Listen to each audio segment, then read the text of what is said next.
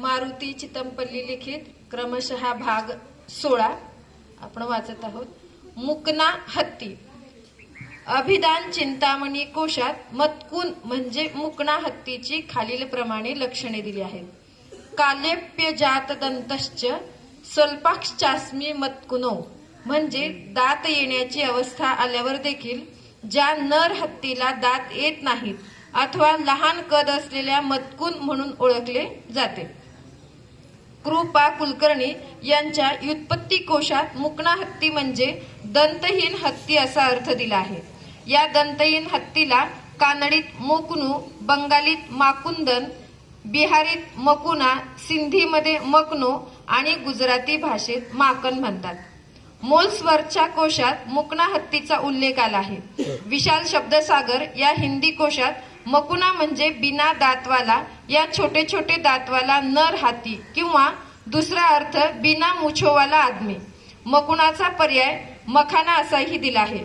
मत्कून या मूळ संस्कृत शब्दापासून मकुनाची व्युत्पत्ती सांगता येईल. बाकी इतर भाषेतील शब्द देखील संस्कृतोद्भवच आहेत. इंग्रज वन्य प्राणी शास्त्रज्ञांनी दंतहीन हत्तीला मकाना या देशी शब्दाचाच उपयोग केला आहे. काही ग्रंथात मकुना असाही उल्लेख येतो. तिसऱ्या वर्षी येणारे दात न आल्यामुळे त्यांचे काहीच नुकसान होत नाही. उलट त्यामुळे ते शरीराने अधिक सशक्त होतात. विशेषतः सोंडेचा घेरा आणि वजन वाढते. त्यामुळे त्याच्या सोंडेत इतके सामर्थ्य असते की प्रतिस्पर्ध्याचे दात एखाद्या सुकलेल्या झाडाची फांदी तोडावी तसे तोडून तो बाजूला फेकू शकतो. परंतु सुंदर हस्तिदंतांनी कळपात शोभणाऱ्या हत्तीची शान वेगळीच असते. आफ्रिकेतील हत्ती आपल्या सुळ्यांचा उपयोग जमिनीतील कंदमुळे उकरून काढण्याकरता करतात. भारतीय हत्ती मात्र आपल्या सुळ्याचा विनियोग अशा रीतीने करीत असल्याचे कधी आढळून आले नाही. लंकेमधील जंगलातील हत्तीच्या कळपात मुकणे हत्तीच अधिक आढळून येतात. 100 एखाद्या हत्तीला सुळे असतात. भारतातील अरण्यात मात्र 100 एखादा हत्ती मुकणा असतो. एकदा मी मस्त मुकणा हत्तीचा मागोवा घेत जंगलातून जात होतो. इतक्यात आम्हाला हत्तीच्या मोठ्याने चित्कार ऐकू येऊ लागला. आम्ही लगेच थांबलो. कानोसा घेत पुन्हा एकदा तो आवाज कानी आला. माहुताने हळू आवाजात सांगितले की भ्यालेल्या हत्तीचा आवाज आहे.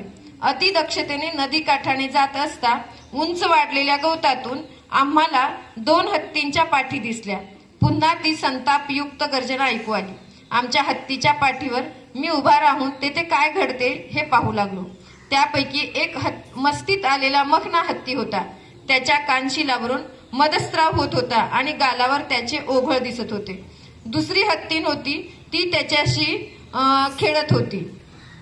भंडारा जिल्ह्यातील एका आदिवासीने मुकणा मोर आणि मुकणा चितळ जंगलात आढळून येत असल्याचे सांगितले. अर्थात त्याला मुकणा हत्ती हा शब्द माहीत नव्हता. परंतु मुकणा मोर म्हणजे पिसारा नसलेला मोर, तसेच मुकणा चितळ म्हणजे भार शिंगे नसलेला चितळ असे त्यांचे वर्णन केले. जंगलात त्याच्याबरोबर भटकताना त्याने मला मुकणा मोर दाखवला. तो लांडोरीसारखा दिसे. त्याला रंगीबेरंगी पिसारा नव्हता, परंतु त्याचा कंठ मात्र निळा होता. मी मोरनाची या क्षेत्राचे 1-2 वेळा निरीक्षण केले.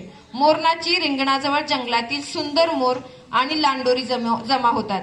रिंगणात त्या थव्यातील अतिशय सुंदर मोर प्रवेश करतो आणि आपला सुंदर पिसारा उभा करून थैथै नाचू लागतो.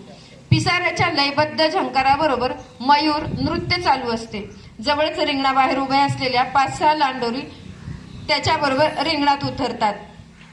रिंगणात दुसरा मोर प्रवेश करून नाचू लागतो. वरील प्रमाणे घटना क्रियेची पुनरावृत्ती होते. या साऱ्या प्रकरणात मुकणा मोराला लांडोरीची साथ मिळत नाही. मुकणा चितळ एखाद्या कांचन मृगाच्या कळपात क्वचितच दिसून येतो. 12 डेऱ्यांची वैभवशाली भारशिंगे त्याच्या मस्तकावर नसतात. त्या ठिकाणी वीतभर उंचीची शिंगे येतात.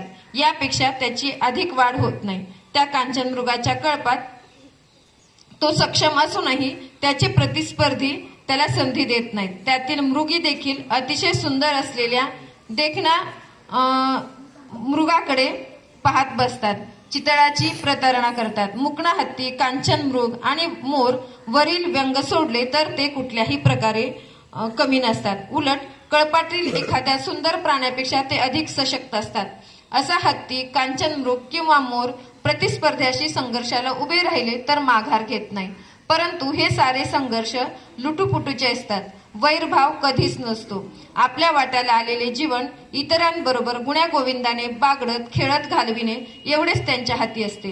कारण सौंदर्य वृद्धीसाठी लागणारी शक्ती ते आपले बळ वाढवून कळपाचे इतर हिंस्र पशुपासून संरक्षण करण्यासाठी त्याचा उपयोग करतात. या संदर्भाच्या अनुषंगाने जेव्हा मी मोर आणि कांचनमृगाच्या जीवनाविषयी पाश्चात्य तसेच भारतीय शास्त्रज्ञांनी केलेले लेखन वाचले तेव्हा मुकणा मोर किंवा मुकणा कांचनमृग असू शकतो किंवा कोणी पाहिल्याचे अथवा ऐकल्याची नोंद केली नाही. अशा या वन्य प्राण्यांचे निरीक्षण व त्याविषयीच्या नोंद मी पहिल्यांदाच करीत आहे.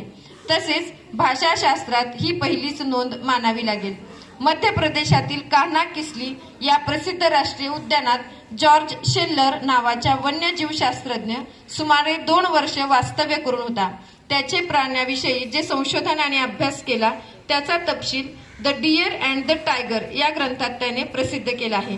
तेथील आरक्षित अरण्यांचा इतिहास लिहिताना सुमारे शतकापूर्वी ही वने रानटी हत्तींची निवासस्थाने असल्याचा उल्लेख केला आहे. याला दुजोरा मिळतो विदर्भातील भंडारा, चंद्रपूर आणि गडचिरोली जिल्ह्यातील जंगलात ठिकठिकाणी आढळून येणाऱ्या व हाती पांगडी म्हणून ओळखल्या जाणाऱ्या खंदकामुळे.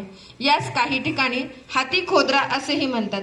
पांगडी या शब्दाचा अर्थ म्हणजे पकडणे असा होतो. हाती पांगडी म्हणजे हत्ती पकडण्याचे खंदक. आता अस्तित्वात असलेल्या या गोलाकार खंदकाचा व्यास अंदाजे 100 फूट असून 15 ते 20 फूट खोल आहे. या जंगलातील खंदक कालोघात अर्धे अधिक बुजून गेले आहेत. त्यात नेहमी दलदलीच्या क्षेत्रात येणाऱ्या ऐनासारखे प्रचंड वृक्ष आहेत. त्या वृक्षाची गोलाई मोजल्यावर ती झाडे अंदाजे 100 वर्षापूर्वींची असावीत असे वाटते. धन्यवाद.